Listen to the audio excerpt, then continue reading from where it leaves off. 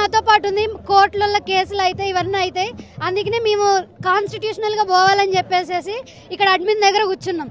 కానీ అడ్మినిస్ట్రేషన్ బయటికి రావట్లేదు. మొన్న టీజీఐఐసి ఏదైతే 13 రోజు రిలీజ్ చేసిందో ఆ ప్రెస్ నోట్లో ఏమని చెప్పారు, టీజీఐఐసి అంటే యూనివర్సిటీ ఇంజనీరు తర్వాత రిజిస్ట్రార్ వీళ్ళందరూ పర్మిషన్తోనే అక్కడ సర్వే జరిగిందని చెప్పారు.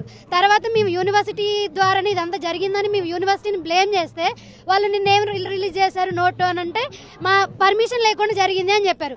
యూనివర్సిటీ అడ్మినిస్ట్రేషన్ పర్మిషన్ లేకుండా పోలీసులు ఇష్టం వచ్చినట్టుగా ఎందుకు క్యాంపస్లో తిరుగుతున్నారు? సరే మీరు ఆ 400 ఎకరాలు మాది కాదు అని మీరు అక్కడ చేస్తున్నారు, ఇటు సైడ్ నుంచి ఎందుకు పోలీసులు పోతున్నారు? ఎందుకు స్టూడెంట్స్ని టెర్రరైజ్ చేయడానికి ట్రై చేస్తున్నారు పోలీసులతోని? ఇది అడ్మినిస్ట్రేషన్ మాకు ఆన్సర్ ఇవ్వాలని మీరు చెప్పినట్లుగా మాకు ఫస్ట్ అడ్మినిస్ట్రేషన్ ఆన్సర్ ఇవ్వాలి, గవర్నమెంట్ కాదు. నిన్నేం చెప్పింది?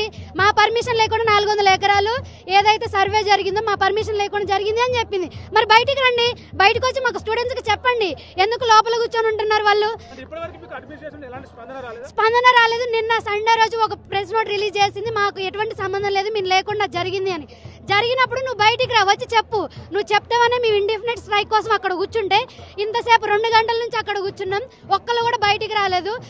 వాళ్ళ వల్ల ఏం జరగదు అని చెప్పేసి మేము ఇక్కడికి వచ్చినాం ఇప్పుడు.